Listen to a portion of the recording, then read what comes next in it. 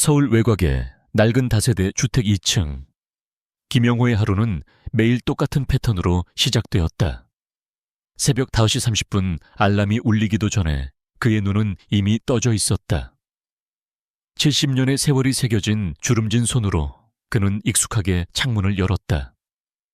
차가운 새벽 공기가 방 안으로 스며들며 낡은 집 특유의 냄새를 씻어냈다.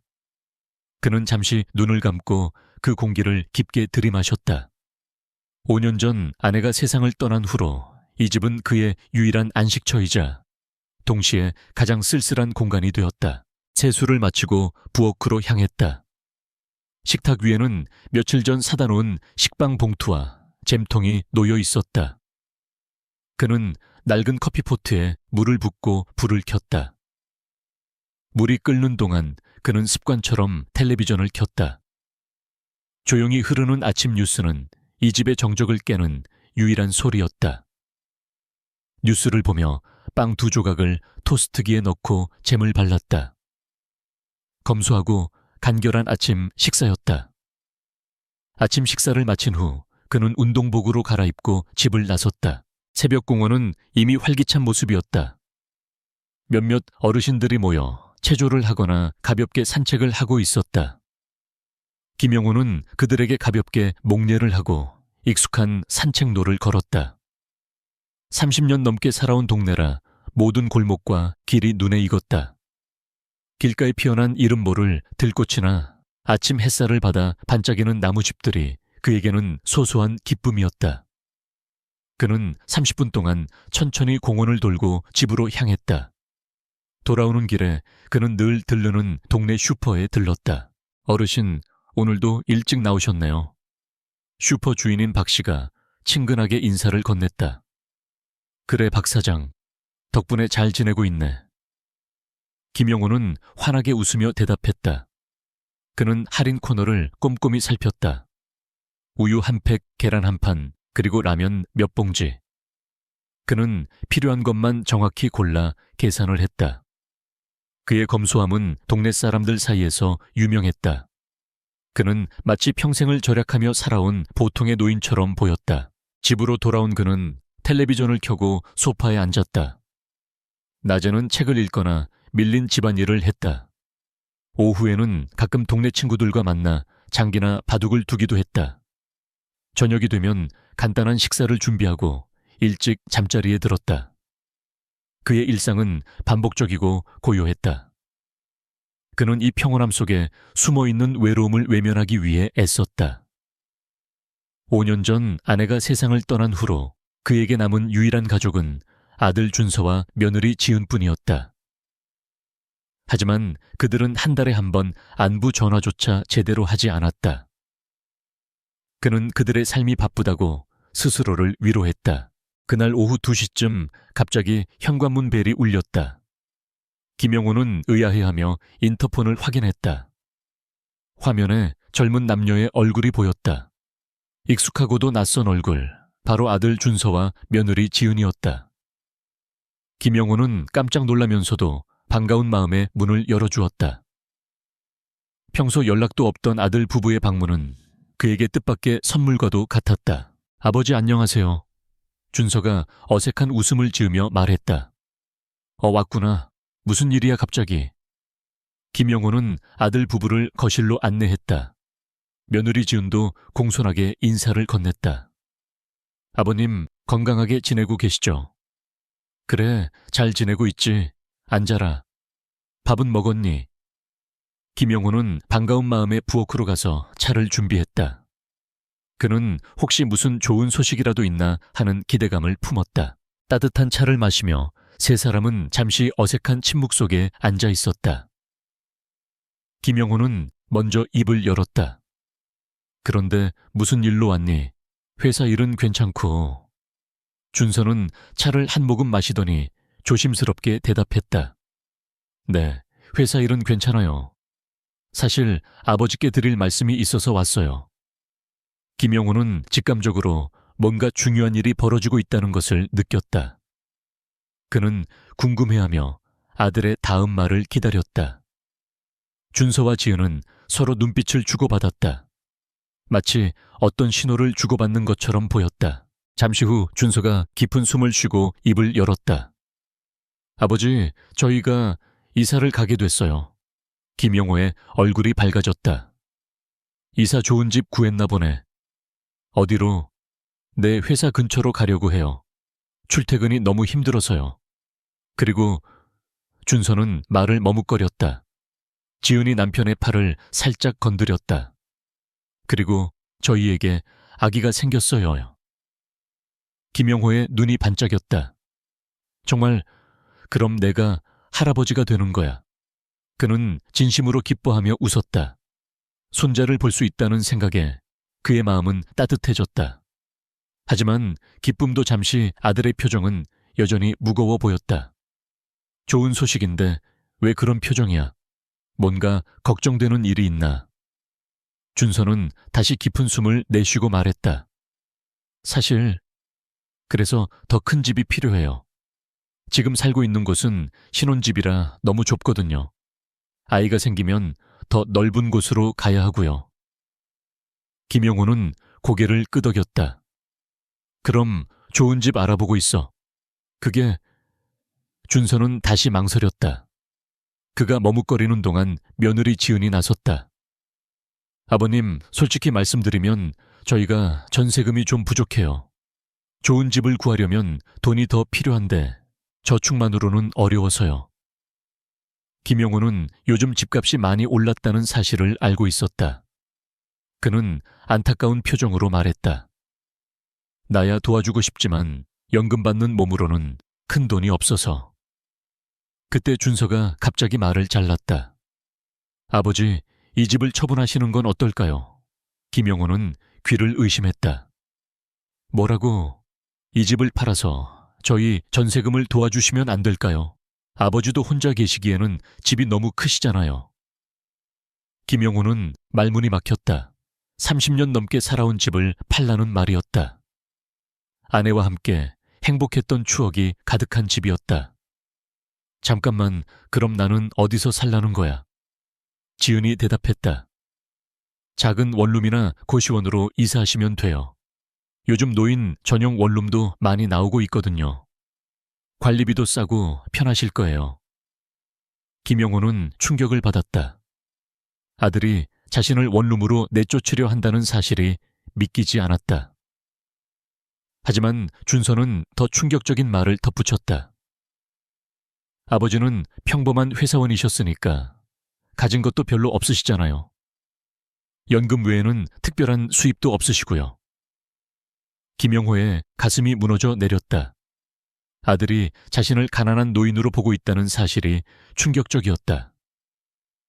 그리고 지은의 다음 말은 그에게 더 깊은 상처를 남겼다. 솔직히 요즘 세상에 누가 부모님을 모시고 살아요. 젊은 부부가 시부모님과 함께 사는 건 현실적으로 어려워요. 각자 살아야 하는 거 아닐까요? 김영호는 아무 말도 할 수 없었다. 평생 아들을 위해 희생하며 살아왔는데 이런 대접을 받게 될 줄은 꿈에도 몰랐다. 아들과 며느리는 그를 짐짝 취급하고 있었다. 아버지, 너무 심각하게 생각하지 마세요. 요즘 많은 어르신들이 그렇게 살고 계시잖아요. 오히려 관리하기도 편하실 거예요. 준서가 말했다. 지은은 더욱 구체적으로 설명했다. 이 집 팔면 최소 3억은 나올 거예요. 저희가 2억만 빌려 쓰고 나머지 1억으로 깔끔한 원룸 구하시면 돼요. 월세도 많이 안 나올 거고요. 빌려 쓴다고. 김영호는 떨리는 목소리로 물었다. 준서는 어색하게 웃으며 대답했다. 아버지, 저희도 앞으로 아이 키우고 하면 경제적으로 여유가 없을 것 같아요. 사실 갚기는 어려울 것 같고. 대신 아버지 용돈은 꼬박꼬박 드릴게요. 용돈. 김영호의 목소리가 떨렸다. 내가 내 집 팔아서 너희 도와준 다음에 용돈을 받으라고. 지은이 짜증스러운 표정을 지었다. 아버지 현실을 좀 보세요. 아버지가 돌아가시면 어차피 이 집은 저희 거잖아요. 미리 처분하는 것뿐이에요. 그 말에 김영호는 완전히 충격을 받았다. 며느리가 자신의 죽음을 기다리고 있다는 뜻으로 들렸다. 그리고 자신을 이미 죽은 사람 취급하고 있었다. 준서도 며느리의 말에 동조했다. 솔직히 아버지도 이 큰 집에서 혼자 계시는 게 외로우시잖아요. 작은 곳으로 가시는 게 나을 것 같은데요. 청소하기도 쉽고 관리비도 적게 나올 거고요. 김영호는 아들의 말이 전혀 자신을 위한 것이 아니라는 걸 깨달았다. 그저 자신들의 편의를 위한 말이었을 뿐이다. 이번 달 안에 정리해 주시면 좋겠어요. 저희도 계약해야 할 집이 있거든요. 지은이 냉정하게 말했다. 김영호는 더 이상 말을 할 수 없었다. 아들 부부는 그에게 결정만 통보하려는 것처럼 보였다. 그들은 그가 당연히 동의할 것이라고 믿는 눈치였다. 그들은 잠시 후 일어서며 말했다. 그럼 아버지, 다음 주에 다시 와서 답 들을게요. 좋은 결정 내려주세요. 문이 닫히자 집안은 다시 정적으로 가득 찼다. 김영호는 소파에 털썩 주저앉았다. 가슴이 답답하고 숨이 제대로 쉬어지지 않았다. 평생 아들을 위해 살아왔는데 이런 대접을 받게 될 줄은 꿈에도 몰랐다. 그는 텅 빈 거실에서 혼자 울었다. 그의 눈물은 지난 세월의 희생과 현재의 비참함이 뒤섞인 것이었다. 준서와 지은이 떠난 후 김영호는 텅 빈 거실에 홀로 앉아 있었다. 밖은 이미 어둠이 내려앉기 시작했지만 그는 불을 켤 생각조차 하지 못했다. 심장이 무거운 돌덩이라도 매달린 것처럼 답답했다. 30년 넘게 살아온 이 집이 갑자기 낯설게 느껴졌다. 이 집의 모든 곳에 아내와의 추억이 깃들어 있었지만 지금은 그저 텅 빈 공간일 뿐이었다. 그는 소파에서 일어나 천천히 집안을 걸어 다녔다. 거실의 낡은 가구들, 주방의 빛바랜 식기들, 그리고 벽에 걸린 결혼 사진까지 모든 것이 그에게 말을 거는 것 같았다. 여보, 우리 준서가 이렇게나 컸어. 여보, 이 집에서 우리 아이랑 셋이서 행복하게 살자. 아내의 목소리가 귓가에 맴도는 것 같았다. 그 모든 추억들이 아들과 며느리의 차가운 말 한마디에 산산조각 나는 것 같아 견딜 수가 없었다. 그의 눈에 다시 뜨거운 눈물이 고였다. 짐작, 가난한 노인, 내가 정말 그랬던가. 그는 혼자 중얼거렸다. 평생을 아들을 위해 희생하며 살아왔다. 아들의 교육을 위해, 그리고 아들이 돈에 대한 올바른 가치관을 갖기를 바라며 자신의 모든 것을 숨기고 검소하게 살았다. 그런데 그 결과는 이것이었다. 아들은 그를 짐이라고 생각하고 있었다. 시간이 얼마나 흘렀을까? 그의 눈물은 멈췄지만 마음속의 고통은 더욱 깊어졌다. 그는 더 이상 이 상태로 있을 수 없었다. 갑자기 무언가가 그의 머릿속을 스쳐 지나갔다. 서재 깊숙한 곳 책장 뒤에 숨겨둔 낡은 서류 뭉치. 그는 떨리는 손으로 서재의 문을 열었다. 서재는 평소 그가 거의 사용하지 않는 공간이었다. 책장에는 그가 젊은 시절 읽었던 수많은 책들과 아내가 아끼던 시집들이 꽂혀 있었다. 그는 조심스럽게 책장 뒤편을 살폈다. 그의 손이 닿자 책장 뒤에 숨겨진 작은 금고가 모습을 드러냈다. 30년 전에 설치해둔 것이었다. 아내와 그를 제외하고는 아무도 그 존재를 알지 못했다. 익숙한 비밀번호를 누르자 딸깍 하는 소리와 함께 금고가 열렸다. 안에는 오래된 서류 뭉치들이 가지런히 놓여 있었다. 그는 떨리는 손으로 첫 번째 서류를 꺼냈다. 그것은 삼성증권 계좌장호 증명서였다. 그의 눈이 휘둥그레졌다. 계좌에 적힌 숫자는 68억 4천만 원이었다. 그는 그 숫자를 보고도 믿을 수 없었다. 그토록 오랜 세월이 흘렀는데도 여전히 거대한 금액이었다. 그는 서류를 내려놓고 다음 서류를 꺼냈다. 두 번째 서류는 부동산 등기부등본이었다. 서울 강남구 역삼동에 위치한 오피스 빌딩의 지분 3센트를 소유하고 있다는 내용이었다. 그는 그 문구를 읽고 잠시 눈을 감았다. 현재 시가로 계산하면 최소 15억 원어치는 될 것이었다. 그 오피스 빌딩은 그가 직접 개발에 참여했던 프로젝트 중 하나였다. 마지막으로 세 번째 서류를 꺼냈다. 은행 정기예금 통장이었다. 국민은행에 12억 원, 신한은행에 10억 원이 예치되어 있었다. 그는 서류들을 한 장 한 장 넘기며 자신의 재산을 다시 확인했다. 각종 채권과 펀드, 그리고 기타 투자 자산까지 합치면 총 122억 원에 달하는 재산이었다. 아들 준서가 상상조차 하지 못할 거액이었다. 그는 서류들을 바라보며 30년 전의 기억을 떠올렸다. 당시 37세였던 그는 작은 IT 회사를 창업했다. 컴퓨터가 막 보급되기 시작하던 시절, 그는 남들보다 먼저 그 가능성을 알아봤다. 여보, 이 일이 정말 잘 될까요? 임신 중이었던 아내가 걱정스럽게 물었을 때 그는 미소 지으며 대답했다. 걱정하지 마. 우리 아이가 태어날 때까지는 반드시 성공해서 좋은 환경에서 키우자. 그는 아내와의 약속을 지키기 위해 밤낮 없이 일했다. 직원 3명과 함께 시작했던 회사는 5년 만에 업계 1위로 성장했고 마침내 대기업으로부터 거액의 인수 제안을 받았다. 매각 대금은 무려 80억 원이었다. 회사를 매각한 후 그는 아내와 상의했다. 여보, 이 돈을 아이에게 알려주면 안 될 것 같아요. 돈이 사람을 망친다는 말이 있잖아요. 아내는 고개를 끄덕였다. 맞아요. 아이가 노력하지 않고 돈에만 의존하게 되면 안 되니까요.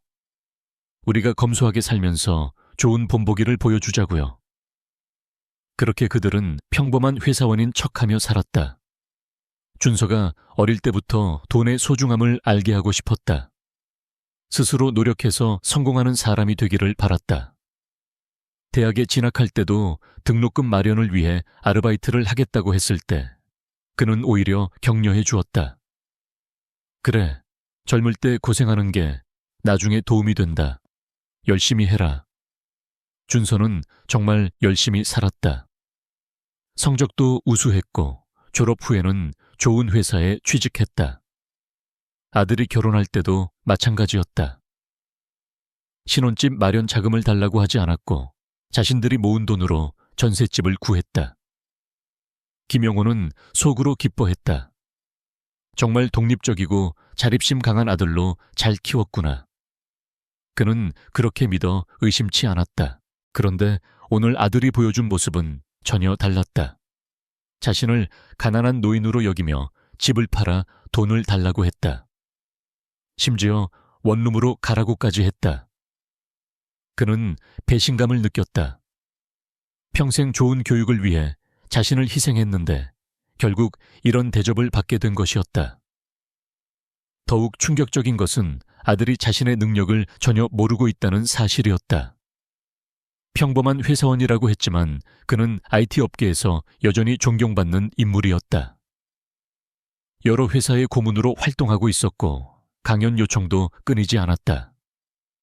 하지만 그는 이 모든 것을 아들에게 숨기고 있었다. 그는 서류들을 다시 정리하면서 생각했다. 이제 준서에게 진실을 알려주어야 할까? 하지만 오늘 아들이 보여준 모습을 보니 알려주고 싶지 않았다.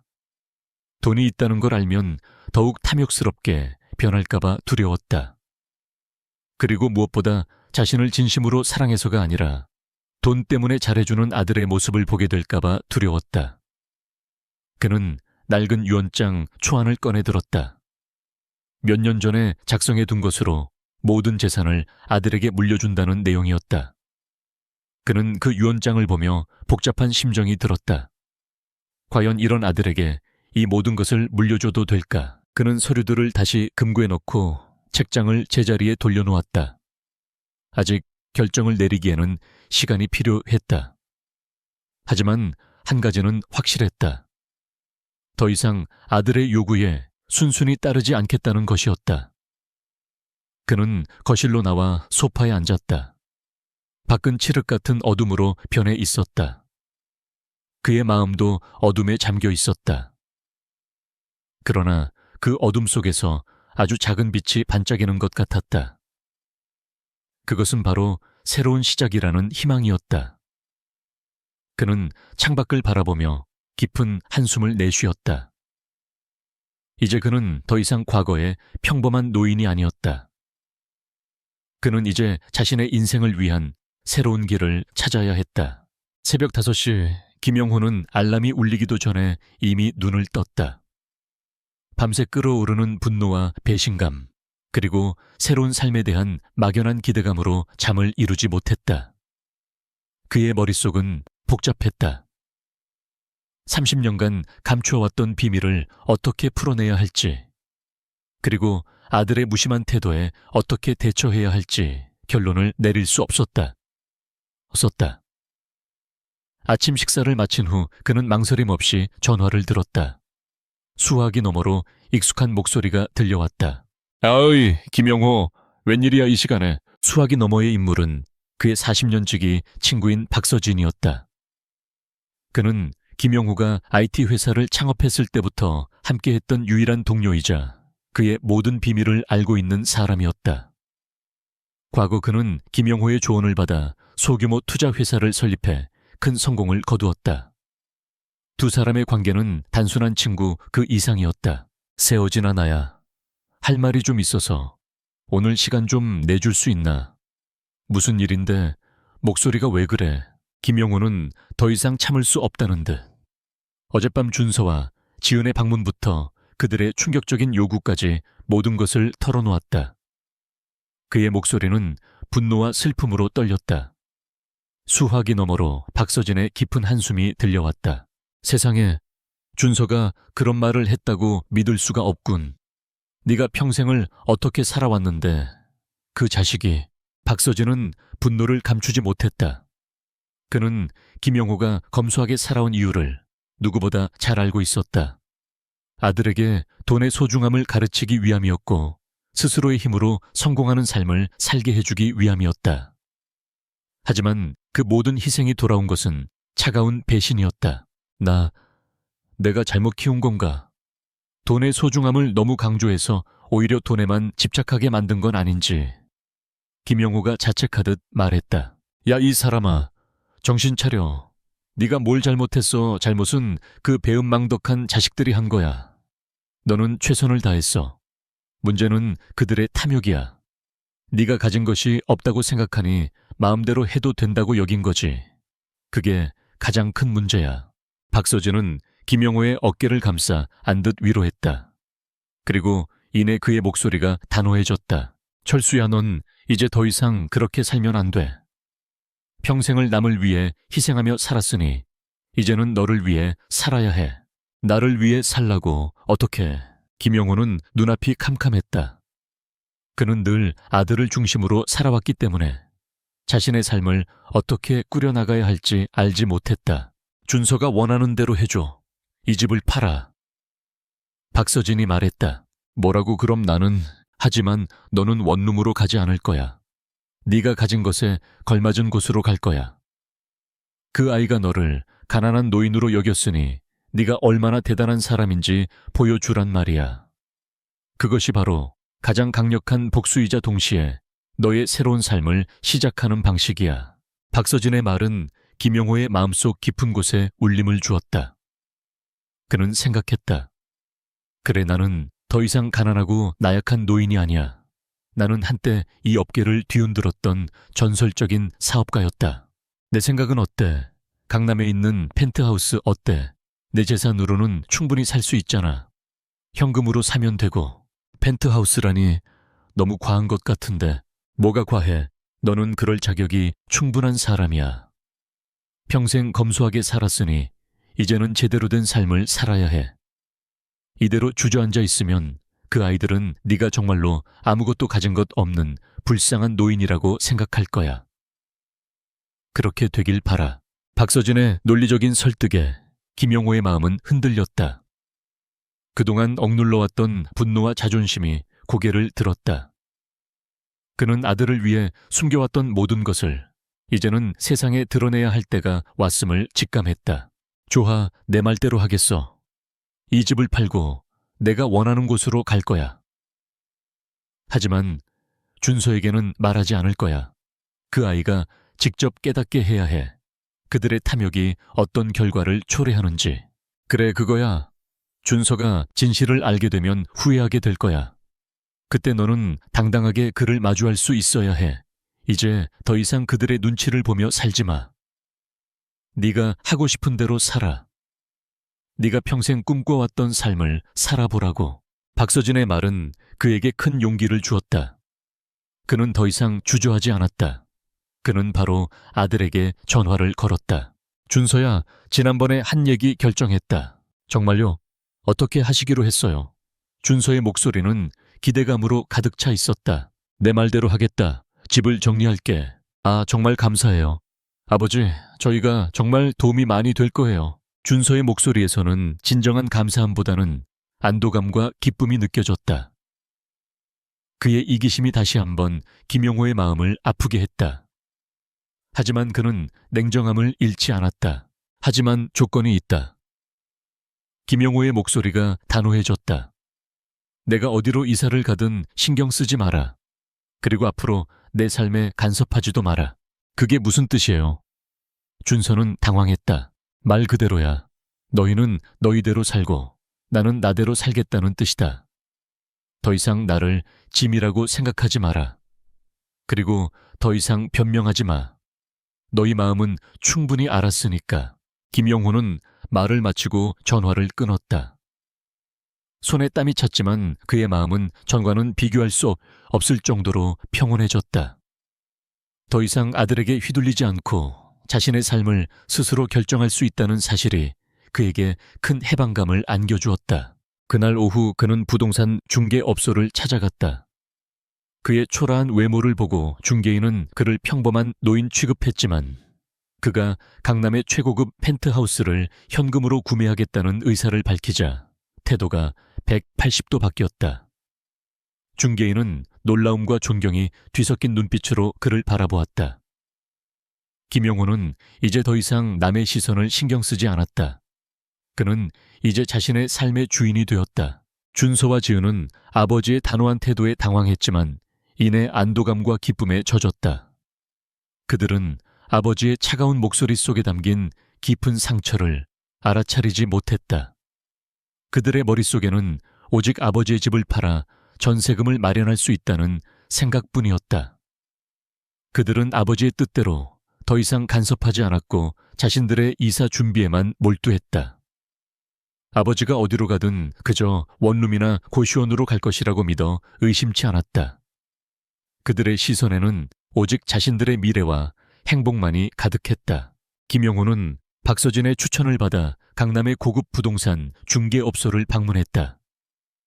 그의 낡고 검소한 차림새를 본 중개인은 처음에는 그를 대수롭지 않게 여겼다. 어르신, 어떤 집을 찾으세요? 주변에 소형 아파트나 빌라 전세 매물이 많습니다. 중개인은 사무적인 태도로 말했다. 김용호는 그에게 웃으며 말했다. 전세는 됐고 현금으로 50억 정도 선에서 펜트하우스를 보고 싶습니다. 중개인의 눈이 휘둥그레졌다. 그는 믿기지 않는다는 듯 김용호를 다시 한번 훑어보았다. 내 현금으로요. 그의 태도는 180도 바뀌었다. 그는 즉시 최고급 매물들을 소개하며 깍듯하게 김용호를 모셨다. 김용호는 몇몇 펜트하우스를 둘러보았다.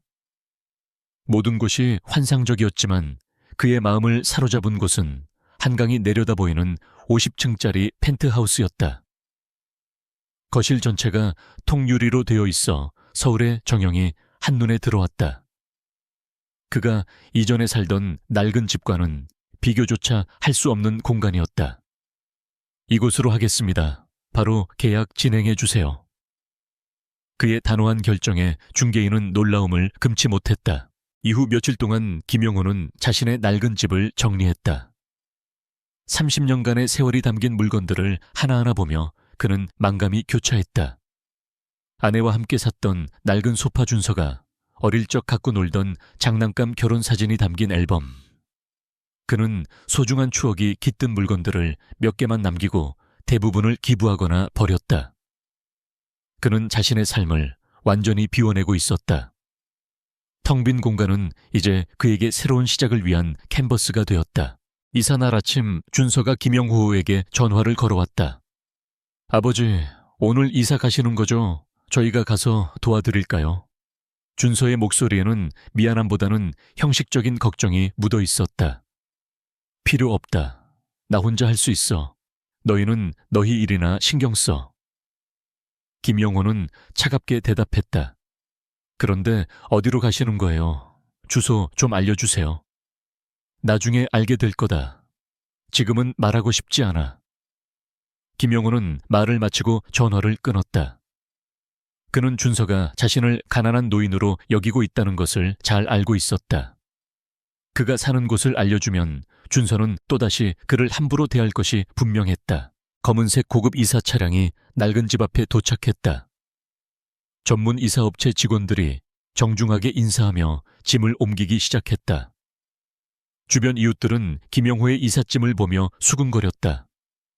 아니, 김영호 씨가 어디로 이사를 가시는 거야? 이삿짐이 별로 없는데. 자식들이 돌보지 않아서 혼자 사시다가 결국 고시원이라도 가시는 건가? 그들의 추측은 김영호의 귀에 들어왔지만 그는 아무렇지 않은 척했다. 이제는 그들의 시선조차 그에게 아무런 의미가 없었다. 이사 트럭이 출발하자 김영호는 미리 불러둔 택시에 올라탔다. 그는 30년간의 추억이 담긴 낡은 집을 마지막으로 돌아보았다. 잠시 서운함이 밀려왔지만 이내 새로운 삶에 대한 기대감이 그를 감쌌다. 택시는 강남을 향해 달렸다. 1시간 후 택시는 웅장한 초고층 건물 앞에 멈춰 섰다. 60층짜리 럭셔리 아파트였다. 로비는 호텔처럼 화려했고 대리석 바닥과 화려한 샹들리에가 눈부셨다. 로비에서 기다리던 건물 관리소장이 김영호를 깍듯하게 맞이했다. 이철수 회장님, 어서 오십시오. 김영호는 오랜만에 듣는 회장님이라는 호칭에 기분이 묘했다. 엘리베이터를 타고 50층으로 올라갔다. 문이 열리자 김영호는 눈앞에 펼쳐진 환상적인 광경에 숨을 멈췄다. 펜트하우스는 상상했던 것보다 훨씬 컸다. 거실만 해도 이전 집의 2배는 좋게 되어 보였다. 바닥부터 천장까지 이어진 통유리창으로는 서울의 파노라마 정형이 펼쳐져 있었다. 한강이 한눈에 내려다 보였고 멀리 남산타워가 반짝였다. 그는 넓은 거실을 천천히 걸어다니며 새로운 환경에 적응하려 했다. 정말 내가 이런 곳에서 살게 되는 건가? 아직도 꿈만 같았다. 전문 인테리어 직원들이 도착해서 그의 개인 물품들을 펜트하우스에 어울리게 배치해 주었다. 아내의 사진은 거실에서 가장 좋은 자리에 놓였다. 여보, 우리가 이런 곳에서 살게 될 줄 누가 알았겠어요. 김영호는 사진 속 아내에게 조용히 말했다. 그는 사진 속 환하게 웃고 있는 아내의 모습을 보며 가슴이 뭉클해졌다. 저녁이 되자 그는 테라스로 나갔다. 서울의 야경이 발 아래 펼쳐져 있었다. 수많은 불빛들이 반짝이는 모습은 마치 보석 같았다. 이전에 살던 동네와는 완전히 다른 세상이었다. 그때 휴대폰이 울렸다. 김동식이었다. 영호야, 이사 잘 끝났어. 내 동식아, 지금 막 정리 끝났어. 어때, 기분 좋지? 내 정말 다른 세상 같아요. 그럼 됐다. 이제부터는 진짜 내 인생을 살아. 네가 하고 싶은 대로 해. 그럴 자격이 충분한 사람이야. 김동식의 따뜻한 격려에 김영호는 힘이 났다. 이제 정말로 새로운 인생이 시작된 것 같았다. 그날 밤 그는 넓은 침실에서 잠을 청했다. 최고급 매트리스는 그의 지친 몸을 편안하게 감싸주었다. 하지만 잠이 쉽게 오지 않았다. 새로운 환경에 대한 설렘과 동시에 아들에 대한 복잡한 감정이 교차했다. 준서는 지금 뭘 하고 있을까? 내가 어디로 갔는지 궁금해할까? 하지만 그는 먼저 연락하지 않기로 마음먹었다. 아들이 정말로 자신을 걱정한다면 언젠가는 그를 찾아올 것이었다. 그리고 그때까지는 자신만의 삶을 즐기기로 다짐했다. 새로운 삶이 시작된 지 한 달이 지났다. 김영호는 펜트하우스에서의 생활에 완전히 적응했다. 매일 아침 개인 트레이너와 함께 최신식 헬스장에서 운동을 하고 오후에는 테라스에 앉아 서울의 정영을 내려다보며 커피를 마셨다. 그는 잊고 지냈던 자신의 존재를 되찾는 느낌이었다. 그는 여전히 검소한 생활 태도를 유지했지만 이제는 사소한 것에 얽매이지 않았다. 그는 돈이 가져다주는 편리함과 자유를 만끽했다. 하지만 그는 깨달았다. 물질적인 풍요가 삶의 공허함을 채워주지는 못한다는 것을. 그의 마음속 한구석에는 여전히 아내에 대한 그리움과 아들에 대한 실망감이 자리 잡고 있었다. 그는 이 공허함을 채우고 싶었다. 자신에게 주어진 엄청난 재산을 좀 더 의미 있는 곳에 쓰고 싶다는 생각이 들었다. 그는 가장 잘하는 분야인 사람을 돕는 일에 집중하기로 결심했다. 특히 자신과 같이 외로운 노년의 삶을 살아가는 이들에게 힘이 되어주고 싶었다. 그는 박서진에게 연락해 자신의 뜻을 전했다. 내 재산을 의미 있는 곳에 쓰고 싶어. 나처럼 외로운 노인들을 돕는 재단을 만들고 싶네. 박서진은 그의 제안에 진심으로 기뻐했다. 영호야, 정말 잘 생각했어. 네가 가진 능력과 경험이 그런 곳에 쓰인다면 그 어떤 재산보다 가치가 있을 거야. 그는 즉시 자선재단 설립 절차를 밟기 시작했다. 재단 이름은 희망나눔재단 슈로스으로 정했다. 초기 출연금으로 20억 원을 쾌척했다. 이 소식은 곧 언론에 보도되었고 수많은 사람들의 관심과 찬사를 받았다. 희망나눔재단은 특히 홀로 사는 노인들의 주거 환경 개선과 심리 상담을 지원하는 데 초점을 맞췄다. 어느 화창한 오후 재단 사무실에 자원봉사자로 참여하고 싶다는 한 여성이 찾아왔다. 60대 중반의 우아하고 기품 있는 분위기의 여성이었다. 안녕하세요. 저는 이수민이라고 합니다. 재단 설립 기사를 보고 왔어요. 저도 이사장님처럼 홀로 사는 어르신들의 마음을 잘 알거든요. 김영호는 그녀에게서 깊은 사연이 느껴지는 것을 직감했다. 어떤 경험이 있으시길래? 수민 씨는 담담하게 자신의 이야기를 털어놓았다.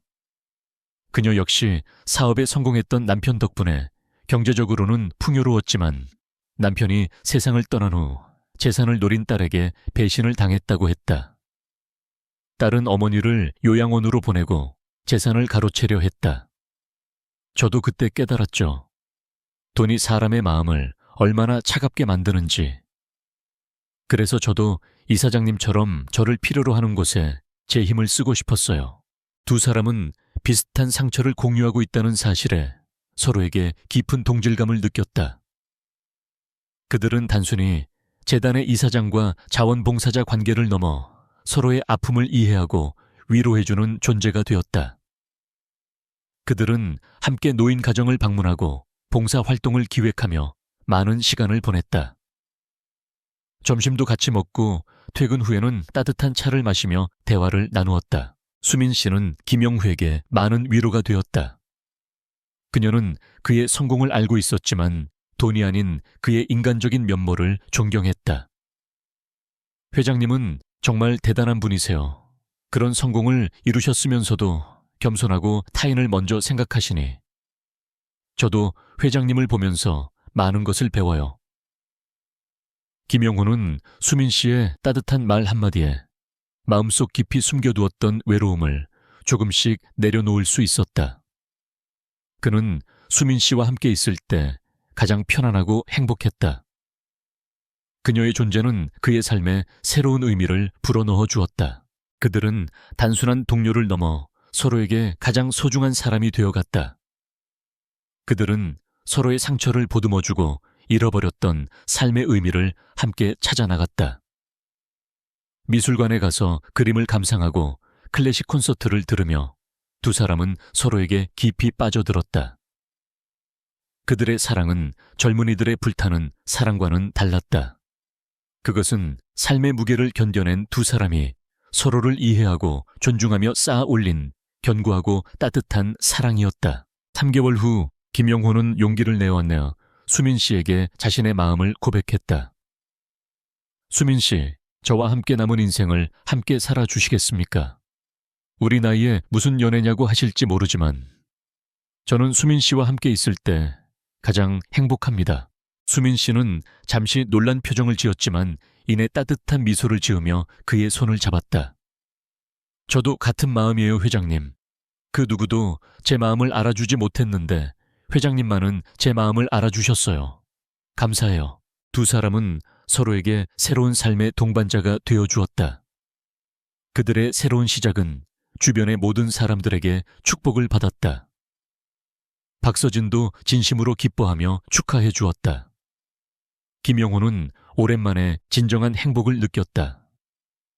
돈으로는 살 수 없는 진정한 사랑과 이해를 얻은 것이었다. 하지만 한 가지 아쉬운 점이 있었다. 준서에게서는 여전히 아무런 연락이 없었다. 이사한 지 벌써 6개월이 지났지만 아들은 안부 전화 한 통 하지 않았다. 그는 아들이 정말로 자신에게 관심이 없는 것 같아 마음이 아팠다. 그는 아들이 언젠가 이 모든 것을 깨닫고 찾아와 주기를 바랄 뿐이었다. 한편 준서와 지은의 삶은 겉으로 보기에는 완벽했다. 그들은 아버지에게서 받은 돈으로 강남의 넓은 아파트를 얻었고 고급 가구들로 신혼집을 꾸몄다. 준서는 회사에서 승진했고 지은은 곧 태어날 아이를 위해 육아용품을 준비하느라 바빴다. 그들은 자신들의 계획대로 순조롭게 인생이 흘러간다고 생각했다. 아버지가 어디에서 어떻게 지내는지에 대해서는 별다른 관심이 없었다. 어차피 아버지는 평생 검소하게 살아왔고 남은 돈으로도 충분히 편안한 노년을 보낼 것이라고 믿었기 때문이다. 그들의 머릿속에는 오직 자신들의 행복과 성공만이 가득했다. 하지만 준서의 마음 한구석에는 늘 무거운 돌덩이가 놓여 있는 것 같았다. 그는 가끔씩 낡은 집을 팔라고 했던 그날의 기억을 떠올렸다. 아버지의 슬프고 공허했던 눈빛이 자꾸만 생각났다. 그는 애써 그 기억을 지우려 했다. 어쩔 수 없었어. 우리도 우리 삶이 중요하니까. 그는 그렇게 스스로를 합리화했지만 마음속 깊은 곳에서는 알 수 없는 죄책감이 그를 짓눌렀다. 그러던 어느 날 아침 준서는 회사 식당에서 동료들과 신문을 보다가 멈칫했다. 동료들이 한 기사를 보며 감탄하고 있었다. 와, 이 사람 정말 대단하네. 100억이 넘는 재산을 사회에 환원하다니. 희망나눔재단 이사장이라는 이철수 씨인데 알고 보니 전설적인 IT 사업가였다더라. 준서는 무심코 신문 기사를 들여다보았다. 기사 제목은 였다. 그리고 기사 옆에 실린 사진을 보는 순간 준서의 심장이 멎는 것 같았다. 사진 속의 인물은 분명히 그의 아버지였다. 하지만 그가 아는 아버지의 모습과는 완전히 달랐다. 고급스러운 수트 차림의 당당한 표정, 그리고 깊은 눈빛은 그가 늘 보던 초라한 모습의 아버지가 아니었다. 그는 신문을 움켜쥐었다. 손이 덜덜 떨렸다. 야, 이거 너네 아버지랑 이름 똑같은데 나이도 70세라고 나와 있어. 설마. 동료가 놀란 표정으로 말했다. 아니, 그럴 리가. 준서는 말을 잇지 못했다. 준서는 즉시 자리에서 일어나 회사 밖으로 뛰쳐나갔다. 그의 머릿속은 온통 혼란스러웠다. 이게 대체 무슨 일이지? 우리 아버지가 회장님이라고 전설적인 IT 사업가. 그는 믿을 수 없었다. 아버지는 평생 평범한 회사원이었다고 했다. 그는 급하게 택시를 타고 집으로 향했다. 집에 도착하자마자 그는 아내 지은에게 신문을 들이밀었다. 여보, 이거 봐. 아버지가 이 사람이라고. 지은은 신문 사진을 보고 깜짝 놀랐다. 말도 안 돼. 우리 아버님은 가난한 노인이잖아. 하지만 기사에 실린 내용과 아버지의 얼굴, 그리고 나이는 완벽하게 일치했다. 그들은 서둘러 인터넷에 이철수를 검색했다. 수많은 기사들이 쏟아져 나왔다. 30년 전 IT 업계를 휩쓸었던 이철수 회장에 대한 내용들이었다.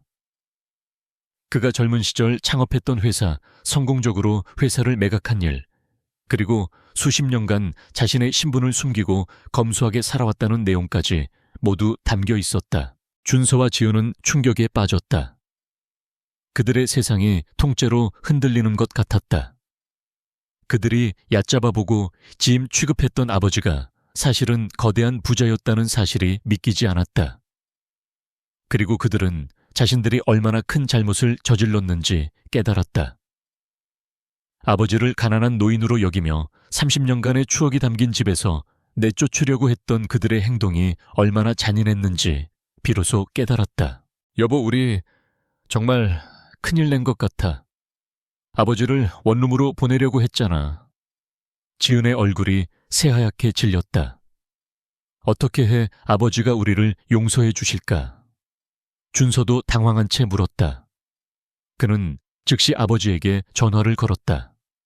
하지만 수화기 너머에서는 연결음만 반복될 뿐이었다. 몇 번을 더 걸어도 마찬가지였다. 문자 메시지를 남겨도 답이 없었다. 그는 아버지의 옛집으로 달려갔지만 이미 새로운 사람이 살고 있었다. 주변 이웃들에게 물어봐도 아무도 아버지의 행방을 알지 못했다. 철수 씨가 이사 가실 때 정말 서운해 하시더라고. 아들이 자기를 내쫓는다고 하시면서. 옆집에 살던 박 할머니의 말에 준서는 가슴이 찢어지는 것 같았다. 그제야 그는 자신이 아버지에게 얼마나 깊은 상처를 주었는지 실감했다. 며칠 동안 아버지를 찾아다녔지만 소득은 없었다. 그러던 중 TV 뉴스에서 희망나눔재단 관련 소식이 나왔다. 재단 사무실 장면이 나왔고 그곳에서 아버지를 볼 수 있었다. 아버지는 당당하게 인터뷰를 하고 있었다. 준서는 그곳의 주소가 강남에 있는 최고급 빌딩이라는 것을 알아챘다.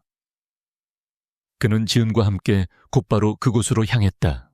준서와 지은은 강남의 고급 빌딩 앞에 섰다. 그들은 감히 들어갈 엄두조차 나지 않았다. 낡고 초라한 자신들의 모습이 초고층 빌딩의 화려함과 극명하게 대비되었다. 그들은 망설이다가 용기를 내어내 로비로 들어섰다.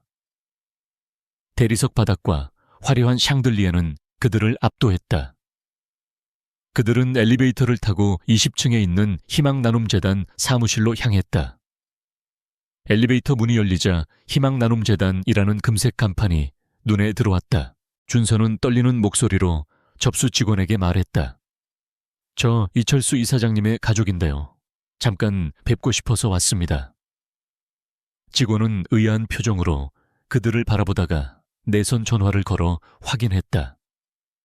잠시만 기다려주세요. 5분 후 한 중년 여성이 나타났다. 깔끔한 정장 차림의 그녀는 준서와 지은을 위아래로 훑어보았다. 안녕하세요. 혹시 이사장님의 아드님이신가요? 네, 맞습니다. 제가 김준서입니다. 여성은 차분하게 말했다. 죄송하지만 이사장님께서 면회를 거절하셨습니다. 지금은 만나고 싶지 않다고 하시네요. 내 면회를 거절하시다니요. 준서는 충격에 빠졌다. 아버지가 자신들을 만나려 하지 않는다는 사실이 믿기지 않았다. 이사장님께서 진심으로 뉘우치는 마음이 있다면 말로 하지 말고 행동으로 보여달라고 하셨습니다. 그냥 기다리기만 하지 말고 진심을 보여달라고 하시네요. 준서와 지은은 로비에서 하루 종일 기다렸다. 아버지가 언제 나타날지 모른다는 생각에 그들은 자리를 뜰 수는 없었다. 하지만 철수는 끝내 나타나지 않았다.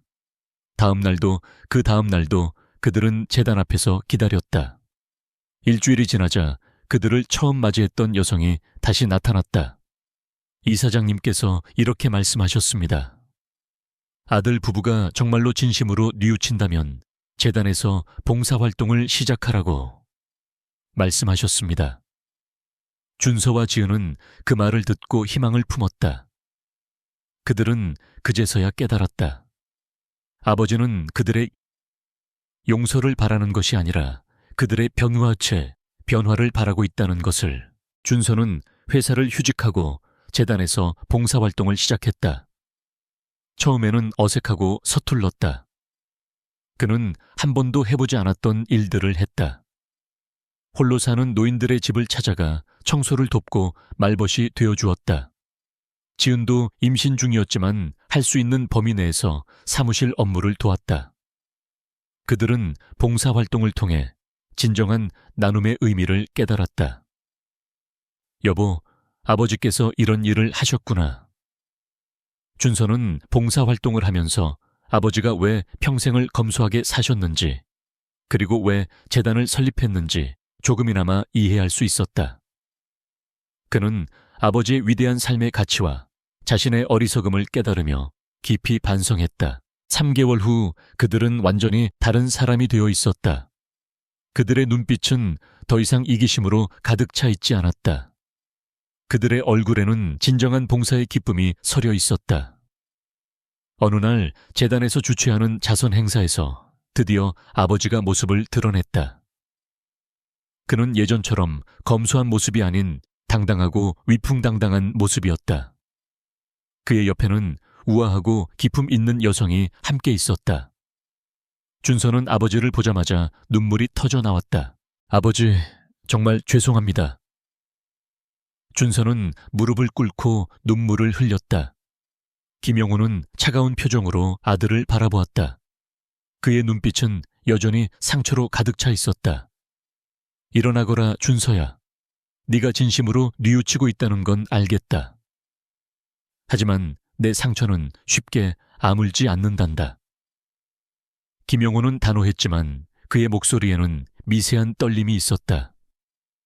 그는 아들을 용서하고 싶었지만 그의 마음속 깊은 곳에 남아있는 아픈 기억이 그를 주저하게 만들었다. 그는 옆에 있는 여성을 준서에게 소개했다. 이분은 최수민 씨다. 곧 재혼할 예정이다. 준서는 깜짝 놀랐다. 하지만 그는 반대할 자격이 없었다. 그는 진심으로 아버지를 축복했다. 안녕하세요. 저는 준서입니다. 아버지의 재혼을 진심으로 축하드립니다. 최수민은 따뜻하게 준서의 손을 잡아주었다. 많이 들었어요. 아버님께서 아드님 걱정을 많이 하세요. 그녀의 따뜻한 말 한마디에 준서의 눈에서는 다시 눈물이 흘러내렸다. 그는 아버지가 자신을 얼마나 사랑하는지, 그리고 얼마나 깊은 상처를 받았는지 다시 한번 깨달았다. 그날 이후 김영호와 준서의 관계는 조금씩 회복되기 시작했다. 처음에는 어색하고 서먹서먹했지만 재단에서의 봉사활동을 통해 두 사람은 자연스럽게 가까워졌다. 준서는 아버지의 진심을 알아가기 시작했고, 김영호는 아들의 변화를 지켜보며 서서히 마음의 문을 열었다. 그들은 더 이상 과거의 아픈 기억을 들추지 않았다. 대신 현재의 삶과 미래에 대한 이야기를 나누며 서로에게 다가갔다. 준서는 아버지의 새로운 삶을 보며 많은 것을 느꼈다. 아버지는 더 이상 낡은 옷을 입고 다니는 초라한 노인이 아니었다. 그는 당당하고 자신감 넘치는 모습으로 사회에 긍정적인 영향을 미치고 있었다. 그는 아버지의 위대함에 대해 새삼 존경심을 갖게 되었다. 아버지, 정말 죄송했어요. 제가 얼마나 어리석었는지 이제야 깨달았습니다. 준서는 다시 한번 진심으로 사과했다. 김영호는 따뜻한 미소를 지으며 아들의 어깨를 두드렸다. 이제 와서 그런 말 하지 마라. 다 지난 일이야. 김영호는 준서에게 자신의 재혼 소식을 전했다. 준서는 진심으로 기뻐하며 축하해 주었다. 아버지, 정말 축하드려요. 수민 어머니도 잘 부탁드려요. 그의 진심 어린 축하에 김영호는 감동했다. 그는 아들이 이제 정말로 달라졌다는 것을 느꼈다. 준서와 지은은 아버지의 결혼을 위해 적극적으로 나섰다. 그들은 직접 결혼식장을 알아보고 드레스와 턱시도를 고르는 것을 도왔다. 그들의 노력 덕분에 결혼식은 소박하지만 의미 있는 자리로 마련되었다. 결혼식 날 김영호는 턱시도를 입고 거울 앞에 섰다. 70년의 세월이 무색할 만큼 멋있고 젊어 보였다. 그는 자신의 새로운 삶에 대한 기대감과 함께 아내를 다시 맞이하는 설렘으로 가득 찼다. 준서는 아버지의 손을 잡고 결혼식장으로 들어섰다. 그는 아버지의 손을 잡으며 말했다. 아버지, 제가 아버지 손을 잡고 이 길을 걷게 될 줄은 몰랐어요. 정말 감사드려요. 김영호는 아무 말 없이 아들의 손을 꽉 잡았다. 그의 눈에는 행복의 눈물이 고여 있었다. 결혼식이 끝난 후 준서는 아버지의 결혼을 축하하며 말했다. 아버지, 정말 축하드려요. 두 분 정말 잘 어울리세요. 김영호는 진심으로 기뻐하며 아들을 바라보았다.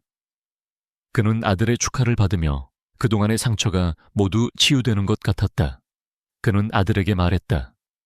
고맙다, 준서야. 이제 우리도 새로운 시작을 해보자. 그로부터 3개월 후 준서와 지은에게 아들이 태어났다.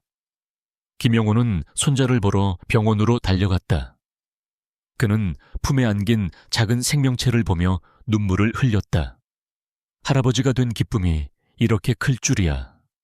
그는 손자를 안아보며 행복해했다. 준서는 그런 아버지의 모습을 보며 감동했다. 아버지, 제가 정말 바보였어요. 이렇게 훌륭한 아버지를 알아보지 못했으니까요. 김영호는 아들의 말을 듣고 따뜻하게 미소 지었다. 1년 후 희망나눔재단은 더욱 큰 규모로 성장했다. 김영호와 수민 씨는 함께 재단을 운영하며 많은 노인들에게 도움을 주고 있었다.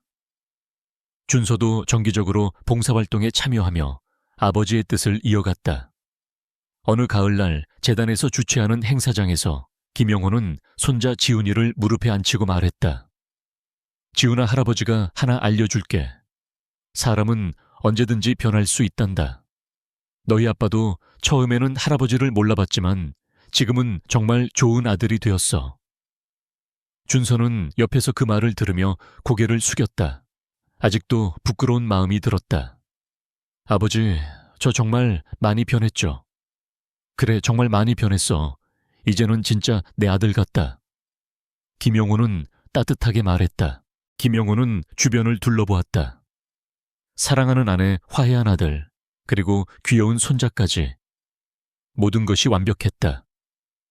인생 70부터가 진짜 시작인 것 같다고 그는 생각했다. 햇살이 창문을 통해 들어오면서 가족의 얼굴을 따뜻하게 비춰줬다. 새로운 시작, 진정한 화해, 그리고 늦었지만 찾아온 행복한 결말이었다. 김영호와 최수민의 관계는 날이 갈수록 깊어졌다. 두 사람은 봉사활동을 통해 서로의 진심을 확인했고 서로의 상처를 보듬으며 사랑을 키워나갔다. 그들의 사랑은 젊은 연인들의 불꽃 같은 사랑과는 달랐다. 오랜 세월을 살아온 두 사람의 사랑은 따뜻하고 안정적이었다.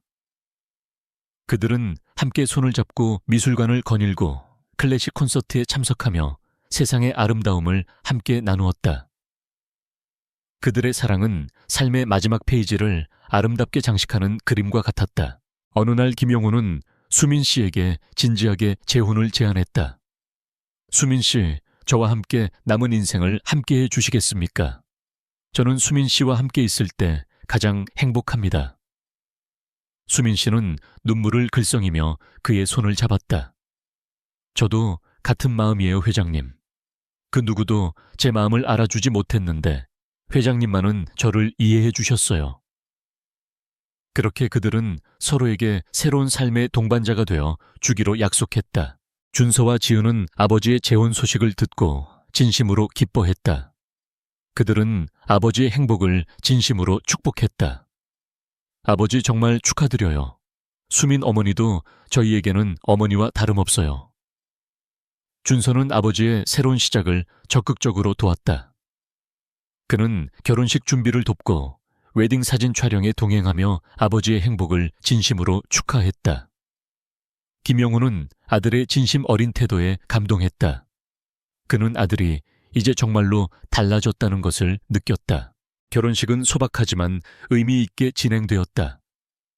김영호는 수민 씨와 함께 서약서를 낭독하며 영원한 사랑을 맹세했다. 그는 아내와 함께 행복하게 살아갈 것을 다짐했다. 결혼식이 끝난 후 준서와 지은은 아버지에게 진심으로 축하를 전했다. 아버지, 저희가 아버지께 상처를 드렸던 것을 잊지 않고 평생 반성하며 살게요. 부디 두 분 행복하세요. 김영호는 아들의 손을 꽉 잡으며 말했다. 고맙다, 준서야. 이제는 지난 일은 모두 잊고 우리도 새로운 시작을 해보자. 결혼 후 김영호와 수민 씨는 함께 희망 나눔 재단을 운영하며 바쁜 나날을 보냈다. 그들의 삶은 더욱 활기차고 의미 있어졌다. 그들은 많은 사람들에게 희망을 전하고 따뜻한 마음을 나누며 진정한 행복을 찾았다. 준서와 지은도 정기적으로 재단에서 봉사활동을 하며 아버지의 뜻을 이어갔다. 그들은 이제 돈이 아니라 봉사를 통해 행복을 찾는 법을 배웠다. 그러던 어느 날 지은이 아들을 낳았다. 김영호는 손자를 보러 병원으로 달려갔다. 품에 안긴 작은 생명체를 보며 그는 눈물을 흘렸다. 할아버지가 된 기쁨이 이렇게 클 줄이야. 그는 손자의 작은 손을 잡으며 행복해했다. 준서도 아버지의 행복한 모습에 감동했다. 아버지, 제가 정말 바보였어요. 이렇게 훌륭한 아버지를 알아보지 못했으니까요. 김영호는 아들의 어깨를 감싸 안으며 말했다. 이제 와서 그런 말 하지 마라. 다 지난 일이야. 이제부터는 우리 모두 행복하게 살자. 그들은 다시 가족이라는 이름으로 하나가 되었다. 진정한 사랑과 용서, 그리고 화해가 그들 앞에 펼쳐졌다. 준서와 지은의 아들. 지은이가 태어난 후 김영호의 삶은 전에 없던 기쁨과 활기로 가득 찼다. 그는 매주 손자를 보러 준서의 집을 방문했다. 지은이는 할아버지를 무척 따랐다. 김영호는 손자를 품에 안고 재단에서의 경험과 젊은 시절의 이야기들을 들려주었다. 그는 지은이에게 자신이 평생 간직해온 가치, 즉 돈보다 소중한 것이 사랑과 정직이라는 것을 가르쳐주고 싶었다. 준서와 지은은 그런 아버지의 모습에 감동했다. 그들은 이제 아버지의 삶이 얼마나 위대했는지 진심으로 이해하게 되었다. 한편 희망나눔재단은 김영호와 수민 씨의 헌신적인 노력 덕분에 더욱 크게 성장했다. 그들의 이야기는 언론에 자주 보도되었고 많은 기업과 개인 후원자들이 재단을 돕기 위해 나섰다. 재단은 서울을 넘어 전국으로 활동 범위를 넓혔고 홀로 사는 노인뿐만 아니라 소외된 청소년 미혼모 가정을 돕는 프로그램까지 확대했다. 김영호는 자신의 재능과 경험을 사회에 환원하며 진정한 행복을 찾았다. 수민 씨 역시 그의 든든한 동반자로서 재단의 발전에 큰 기여를 했다. 어느 가을날 재단에서 주최하는 자선 바자회에 김영호의 가족 모두가 참석했다. 준서와 지은은 봉사자로 참여했고 지은이는 할아버지의 손을 잡고 해맑게 웃고 있었다. 바자회는 성공적으로 끝났고 김영호는 가족들과 함께 잔잔한 행복을 만끽했다. 그는 손자를 무릎에 앉히고 말했다. 지훈아, 할아버지가 하나 알려줄게. 사람은 누구나 실수를 하지만 중요한 건 그 실수를 통해 배우고 더 나은 사람이 되는 것이란다. 너희 아빠도 처음에는 할아버지를 몰라봤지만 지금은 정말 좋은 아들이 되었어. 준서는 아버지의 말에 가슴이 뭉클했다. 그는 과거의 자신을 돌아보며 부끄러움을 느꼈지만 동시에 아버지에 대한 감사함과 존경심이 더욱 커졌다. 아버지, 제가 정말 많이 변했죠. 준서가 조심스럽게 물었다. 김영호는 따뜻하게 미소 지으며 대답했다. 그래, 정말 많이 변했어. 이제야 진짜 내 아들 같다. 그날 저녁 김영호는 테라스에 앉아 서울의 야경을 내려다보았다. 옆에는 수민 씨가 앉아 그의 손을 잡았다. 저 멀리 반짝이는 불빛들은 마치 그들의 삶처럼 아름다웠다. 그는 지난날의 고통과 상처가 모두 이 순간의 행복을 위한 것이었음을 깨달았다. 그는 아내를 잃은 슬픔 속에서 삶의 의미를 잃었었지만 이제는 새로운 사랑과 가족 그리고 삶의 목적을 찾았다. 인생 70부터가 진짜 시작이라고 누가 그랬던가. 김영호는 이제 그 말을 온전히 이해할 수 있었다. 그는 더 이상 외로운 노인이 아니었다. 사랑하는 아내, 화해한 아들, 그리고 사랑스러운 손자까지 모든 것이 그의 삶을 빛나게 했다. 그의 이야기는 단순한 부의 역전이 아니었다. 그것은 상처를 치유하고 용서하며 진정한 행복을 찾아가는 한 남자의 위대한 여정이었다.